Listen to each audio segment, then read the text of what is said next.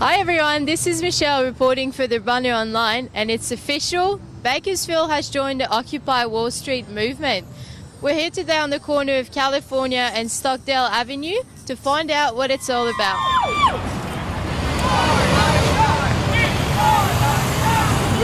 What I feel is we want accountability for the things that have happened, for how our country is being run. The bad people, what do you want me to call them? But the bad people are getting away with basically murder.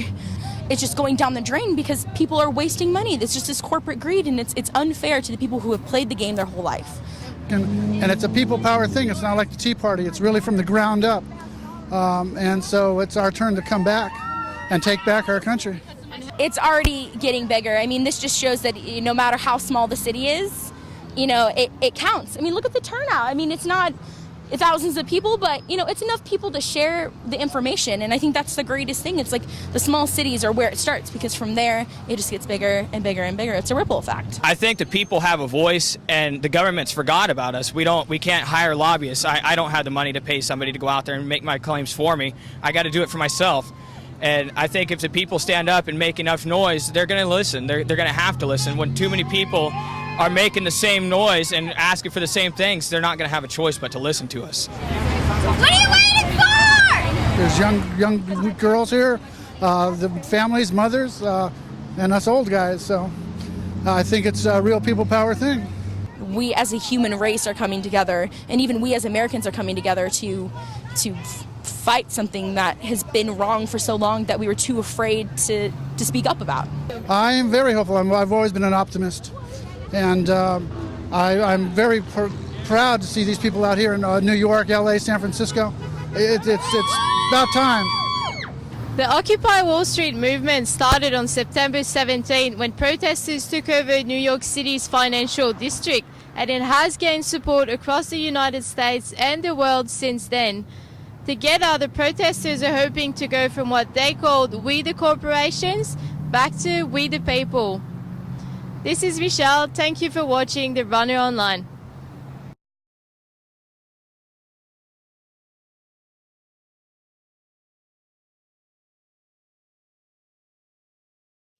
For the second year in a row, Bakersfield is embracing a Mexican tradition. The dead have taken over Bakersfield Museum of Art for Dia de los Muertos. It's Dia de los Muertos. We're celebrating the Day of the Dead.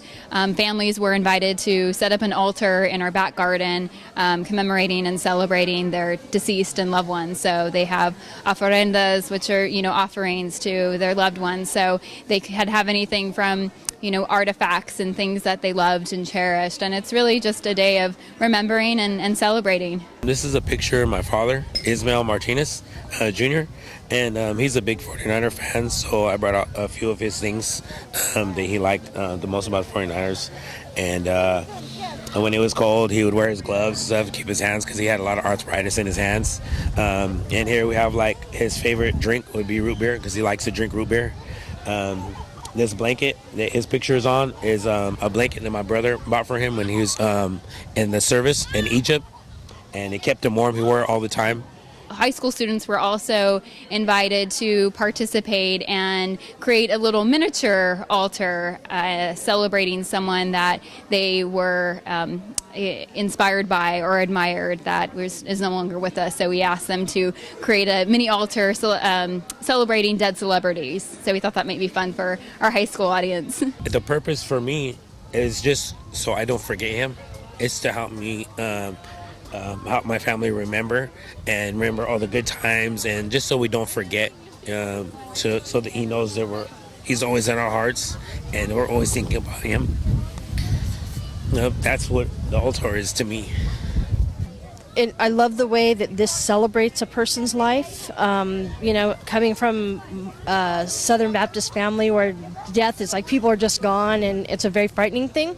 this is very alive for me, and it's an awesome way to be able to tell the story of what cool people they were. We have a very large Hispanic population here, so I think it's important that we honor something like this as well, and it's not just solely in Mexico, that it is something that people are attracted to, and our community is widely accepting something like this. So it's been a great turnout, and we've had a lot of fun putting this on.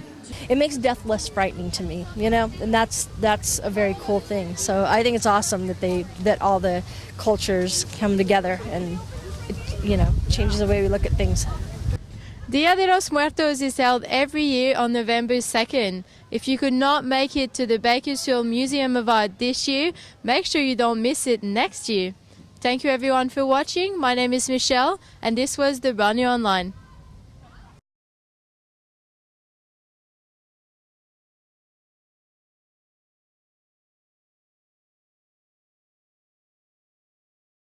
Hi everyone, I'm Michelle. Welcome to the Runner Online.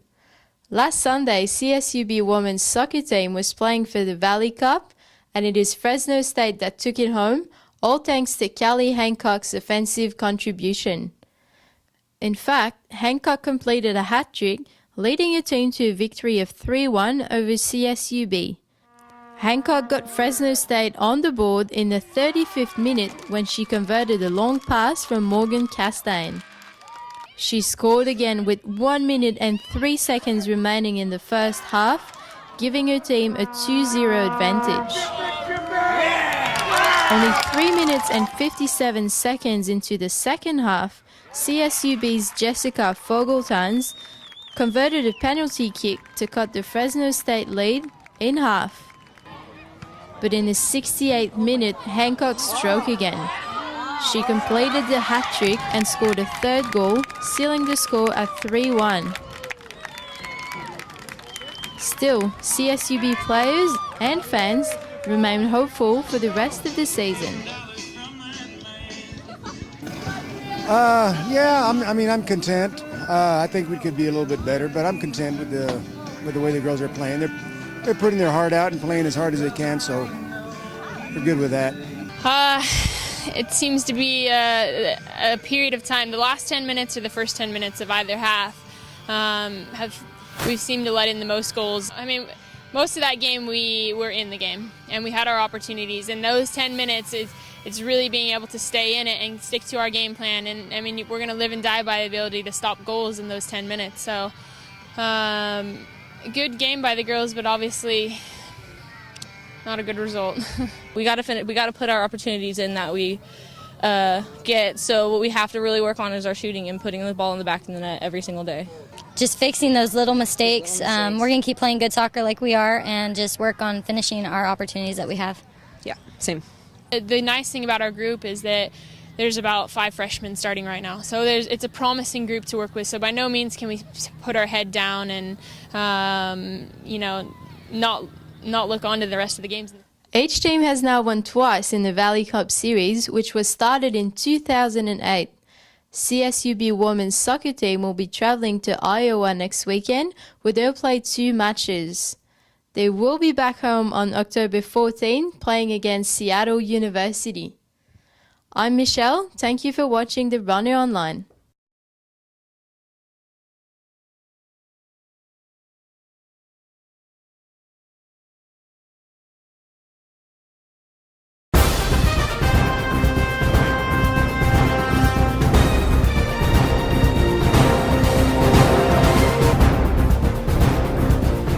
Hi everyone, this is Michelle for The Runner, and it's Friday before finals week.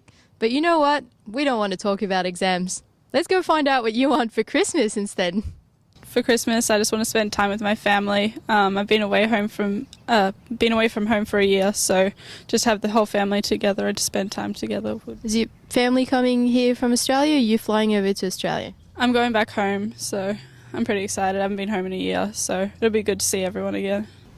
Well, I would love to have a Nintendo DS, the light one, and some new Nintendo Wii games. I love playing Nintendo Wii. I would like a PS3 and some PS3 games. for Christmas. You vote gamers, right? Oh yeah. What do you want for Christmas? Money. That's all I get for Christmas. That's all I get, money. There's no love in my gift. So. What about you? Do you want love and money? Both. Both. Yeah. Anything else? A chowder hat from the television show on Cartoon Network. It's a little purple one. Other than my 2 front teeth, I'd like world peace.